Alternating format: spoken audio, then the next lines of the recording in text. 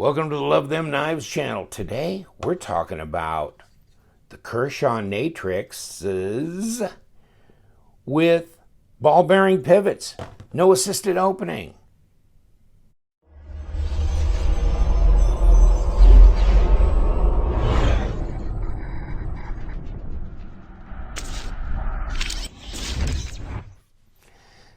All right, LTK here. What do we got? We got the Natrix from Kershaw. Kershaw, the Natrix. I remember this knife from last year when I trashed it ever so vehemently on my site. I mean, it was like, this is the ZT777 made into a piece of garbage. Okay, now I'm going to retract some of my words. Here we go.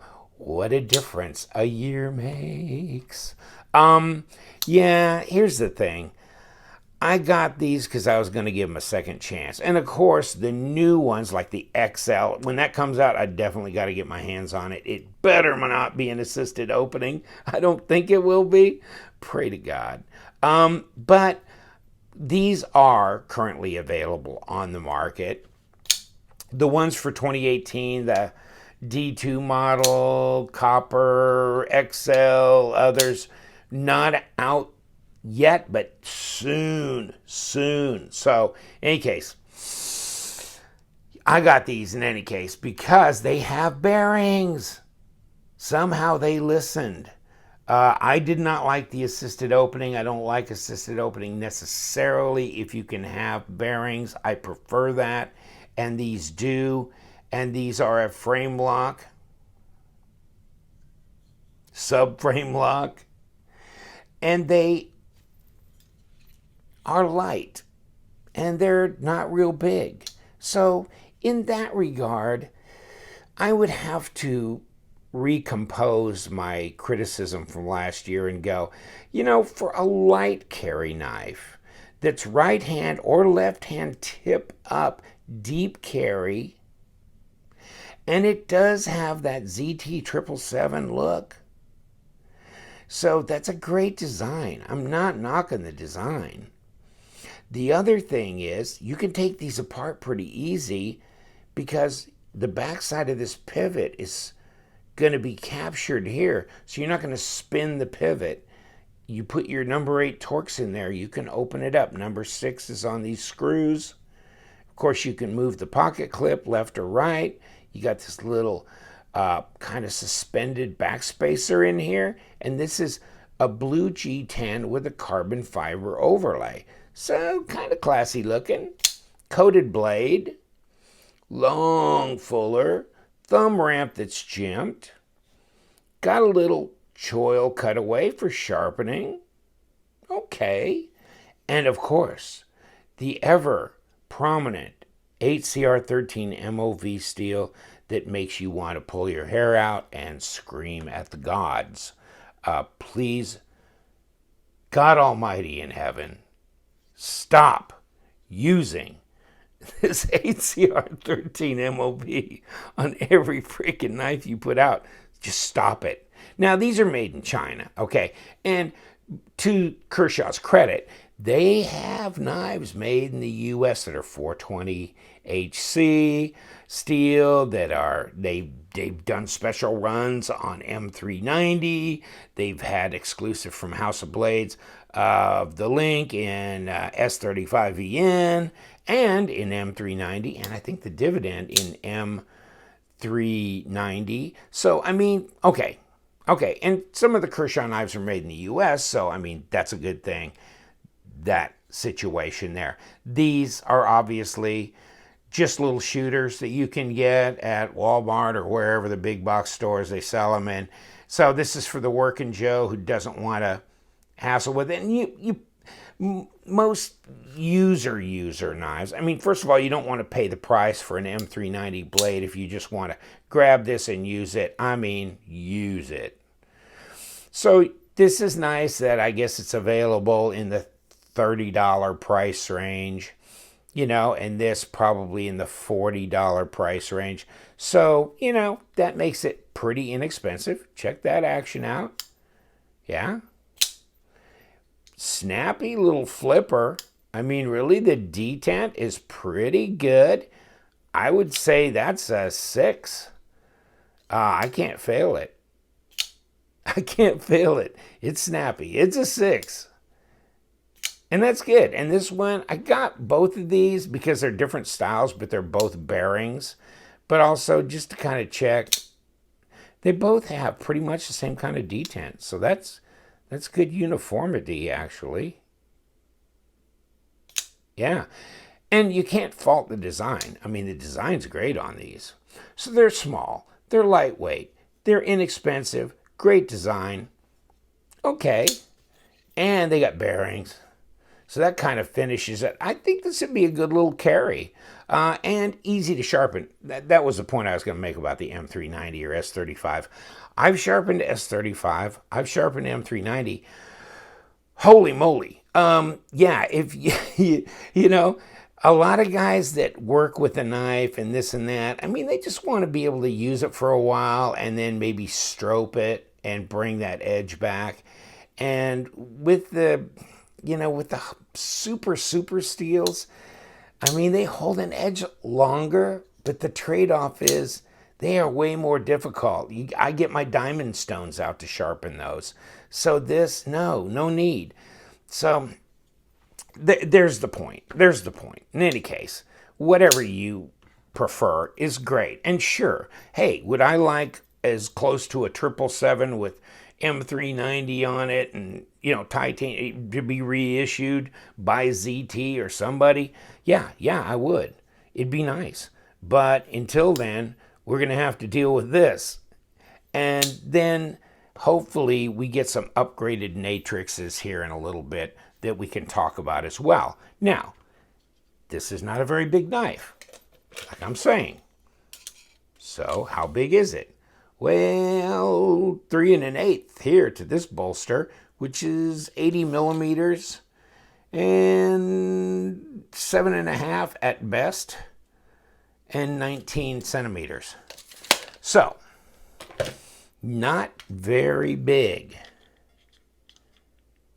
0.114 of an inch for the blade stock, 3 millimeter blade stock, and overall about 11 millimeters, so 0.43. So fairly slender. I mean, if you take the paramilitary 2, it's a much bigger knife, isn't it? Yes, it is. It's a much bigger knife. So these are smaller, yet in that regard, they may be a lot smaller and lighter and thinner. But, I mean, this is 3.7 blade stock. This is 3 millimeter blade stock. This is 0.45. This is, would I say? But under, 0.4. So it's thinner all the way around. Now, this is going to be something more pocketable, light carry, easy carry. The other thing is that you're still getting a lot of blade here to use. This is not that small. It's not like a little 2-inch blade or a little keychain knife or anything. It's a knife that can do a lot of stuff. Now, I wouldn't consider this to be a heavy use knife. Let me show you. I disassembled it, the tan one, and you can see where your blade stop is. It's in the G10, and where does it match on the other side? In the G10. So this is not reinforced by any steel around here. Okay, so I'm not thinking that you want to do some hard push cuts here. Otherwise, I don't know how that's going to hold up. So that makes me a little... So I'm saying light use. Light use knives. But reasonably decent sized blade. You can get them in stone washer coated and different colors, obviously. So that's nice. They're easy to disengage. Got a nice pass through there. Good action. Like I said, left or right hand, tip up, deep carry. Disappear in your pocket. Nice full backspacer. Keep things from coming through and hitting the edge of the blade and chipping it or whatever. Yeah, I mean, how light are they? Let's check it out.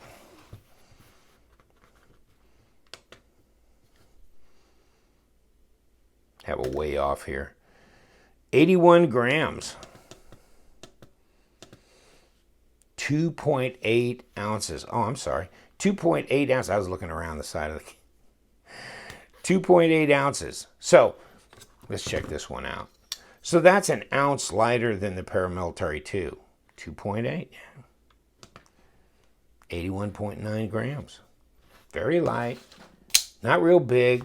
Didn't want to spend a lot of time on here, so we've gone 10 minutes, which is probably about 5 minutes too long. Here's the 7007 tan. And this is an exclusive for one particular distributor in the U.S., so you may not find this everywhere, but it should be at several online retailers.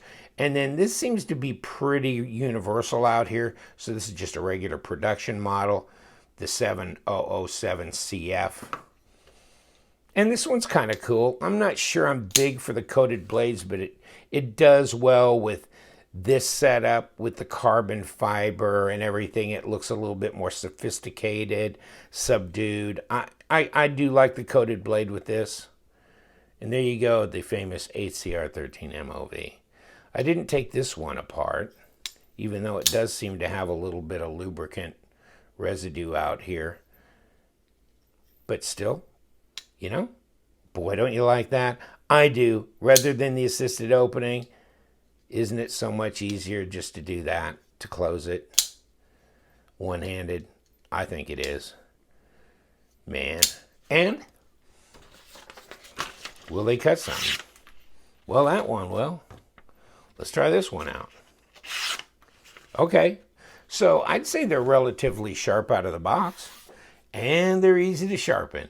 Easy to maintain the edge. And they're inexpensive. What, 42 bucks for this, maybe something like that, 45, and then in the 30-something dollar range for these. So not terribly expensive.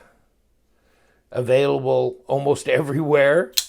The Kershaw line of knives. So light, great design, easy to carry, relatively structural, you know, relatively, as a light use knife.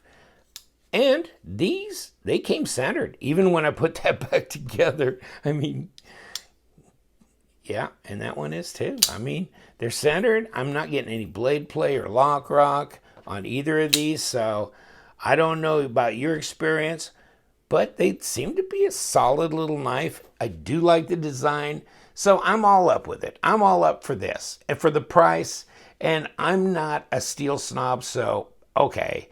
I would have preferred if they'd at least done 12C27. Like they finally relented on the pillar when they did the Blade HQ exclusive with the carbon fiber, and then they went 12C27. Finally. I mean, come on.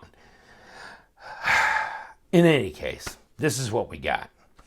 And looking forward to these getting some more variants for the 2018 that hasn't quite hit yet at the time that I'm taping this. So it should be out soon. They might be out by the time this is published any day.